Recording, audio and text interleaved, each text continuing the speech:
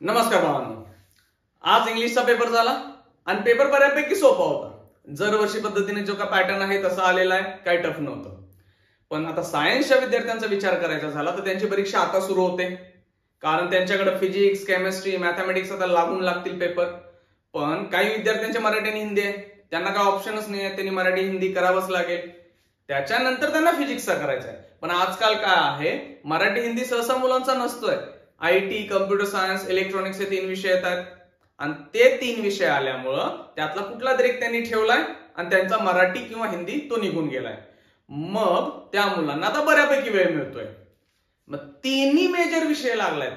Physics लागतो 5-5.5 दिवसांचा वेळ आहे, लगेच केमिस्ट्री 2 दिवसांनी आणि 1 दिवसानं मॅथमॅटिक्स आहे. हे 3 मेजर PCM वाल्यांचे सब्जेक्ट्स आहेत आणि तेच झाल्या त्यांनी सीईटीचं प्रिपरेशन चालू करायचं असतं. मग आता सीईटीच्या प्रिपरेशनच्या कन्सिडर करून आता हे त्यांचे 3 पेपर राहिले.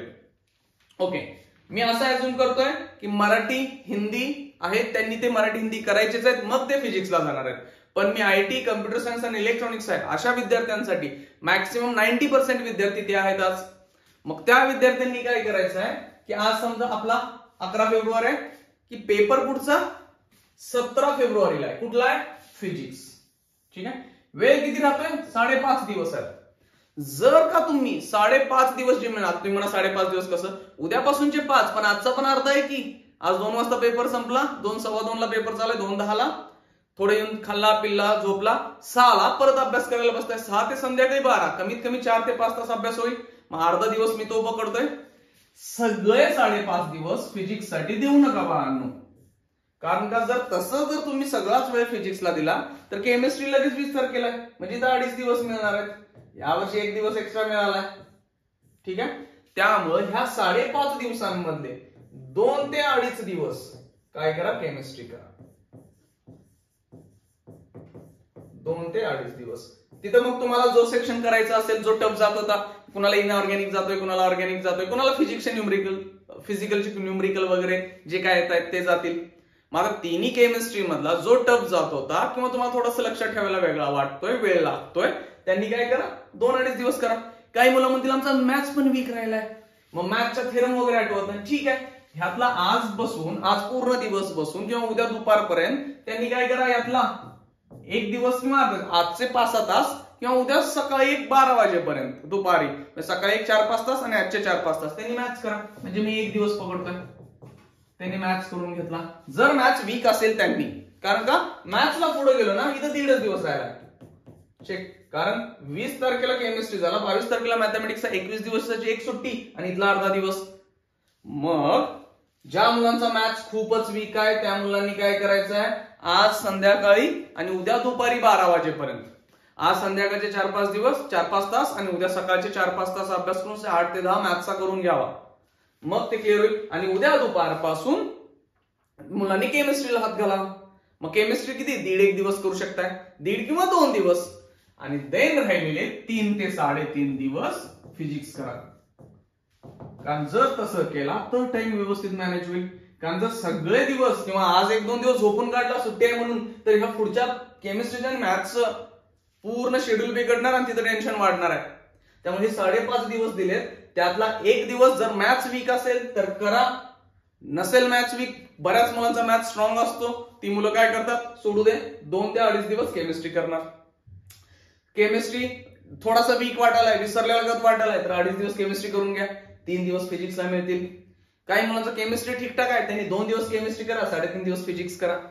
हे 5.5 दिवस तिन्ही सब्जेक्टला हात लावावा लागेल. ऍटलिस्ट केमिस्ट्री आणि फिजिक्स तर दोन्ही तरी करावे लागतील. जर तसं केलं नाही, इथं टाइमपास केला 1-2 दिवस, तर तुमचे इथलं पूर्ण शेड्यूल बिघडतं. फिजिक्सला प्रॉब्लेम येणार नाहीये, कारण फिजिक्सला दिवस जास्तीच आहेत, 1-2 दिवस इथले वेस्ट नाही करायचे. त्यामुळे प्रॉपर शेड्यूल बनवा. मॅथचे फॉर्म्युले रिव्हिजन करणार असेल करा, थेरम करणार असेल तर करा आजच, आणि एखादा चॅप्टर डेरिव्हेटिव्ह इंटिग्रेशन मध्ये 1-2 चॅप्टर कळत नसतील तर आज करा, उद्या सकाळपर्यंत करा. हे क्लिअर सांगतोय. हे 5.5 दिवस वाया नाही घालवायचे. हे 5.5 दिवसांमध्ये मी सांगितलं जर वाया घालवलं तिथं टेन्शन वाढणार आहे. मग फिजिक्सला पण प्रेशर क्रिएट होत आहे. असं पण करू नका की माझं केमिस्ट्री खूपच वीक आहे आणि मॅथ्स वीक आहे, मी 4-1 दिवस करतो आणि 1 दिवसात फिजिक्स करून जातो. 1 दिवसात फिजिक्स होणार आहे का, पहिला विचार करा. कारण 16 चॅप्टर आहेत, 15 चॅप्टरवर तर न्यूमरिकलच आहेत कसे पण. मग ते करावे लागतील. फॉर्म्युले रिव्हिजन आली.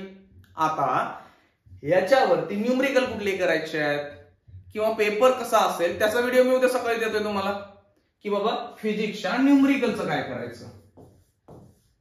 कारण फिजिक्सचे जे काही न्यूमरिकल्स आहेत ना ते टन्नू आणतात. Clear cut.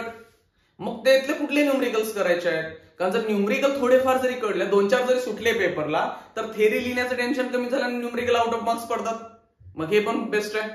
मग त्यामुळं काही झालं तर न्यूमरिकल वरती फोकस करूया आणि उद्या सकाळच्या व्हिडिओमध्ये मी सांगते की न्यूमरिकल काय करायचे आहेत. आणि PYQ काही झालं तरी तिन्ही सब्जेक्टचे सोडवायचे. आता PYQ कुठून आले आता सांगतोय. फिजिक्स असू दे, केमिस्ट्री असू दे, मॅथ्स असू दे, प्रिव्हियस इयर क्वेश्चन्स मागचे कमीत कमी 5 पेपर्स करून घ्यायचे आहेत. सांगतोय बोर्डचे PYQ सांगतोय मी. तिन्ही सब्जेक्टचे बोर्डचे PYQ करून घ्यावे. आता हे कुठून आणायचं. मोबाईल ऍप आहे बघा आपला आहे ना, त्याची लिंक दिलेली खाली. त्या मोबाईल ऍप मध्ये सगळा डेटा फ्री दिलेला आहे आपण. आता तिथं काय दाखवतं म्हणजे 1 रुपयाला परचेस करा. 1 रुपया वगैरे नाही तिथं. ओके म्हणा, ऑटोमॅटिक आत जातं. नसेल तर मी टेलिग्राम चॅनलवर देतोय. ठीक आहे, टेलिग्राम चॅनलवर चला. टेलिग्राम चॅनलवरती तुम्हाला मी आज संध्याकाळी तुम्हाला ह्या तिन्ही सब्जेक्टचे PYQ देतोय. प्रिव्हियस मागचे 5 पेपर आहेत बोर्डचे, चॅप्टर वाईज सांगतोय.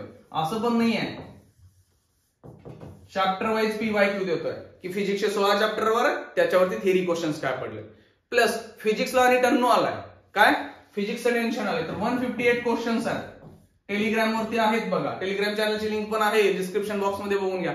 तिथनं करून घ्या, तुम्हाला ते पण मिळतील. त्याच्या बाहेरचा पेपर येणार नाही. पेपर झालेल्या दिवशी तुम्हाला संध्याकाळी सांगतो की दिलेल्या क्वेश्चन मधून येणार आहे. क्लिअर आहे. हे करून घ्या. 5.5 दिवसांचं प्रॉपर प्लॅनिंग पाहिजे. तिन्ही सब्जेक्ट्स आहेत. बायो पण ऍड करा. बायो नंतर आहे, निवांत आहे. तिथं पण हे सगळे चॅप्टर वाईज PYQ करायचे. बोर्डचे पेपर करणं गरजेचं आहे. का? कारण बोर्डच्या पेपरवरती क्वेश्चन्स किती असतात तुम्हाला 30-35 ची रेंज लागले. त्याच्या पुढे जाऊन काय असतं, एका चॅप्टरवर 5 ते 10 पॉइंट आहेत. मग प्रत्येक पॉइंट रिपीट होणार आहे ना एक्झामला. वर्षातून 2 वेळा पेपर झालेत. मग कुठल्या टाईपचे क्वेश्चन्स येतात, काय येतात, हे PYQ बघून घ्या. त्यातनच क्वेश्चन बऱ्यापैकी रिपीट. 50 ते 60% पेपर हा जुना पेपर रिवाइज असतो, रिपीट असतो. जुने क्वेश्चन आयाशे येतात. म्हणजे आयाशे म्हणजे काय, थोडं तिथं शॉर्ट नोट लिहामध्ये, इथे एक्सप्लेन करा म्हणतील, डिफाईन करा म्हणतील. पॉइंट रिपीटच होणार आहेत ना, वेगळं नाहीये. त्यामुळे PYQ करणं खूप महत्वाचं आहे. PYQ चॅप्टरचे तुम्हाला टेलिग्राम चॅनलवरती आहे, त्याची लिंक आहे. ठीक आहे. हे 5.5 दिवसांचं प्लॅनिंग झालं. उद्या सकाळी तुम्हाला फिजिक्सचे थेरी क्वेश्चन्स, न्यूमरिकल्स काय असतील त्याचा व्हिडिओ टाकतो. ओके, चला, थँक्यू.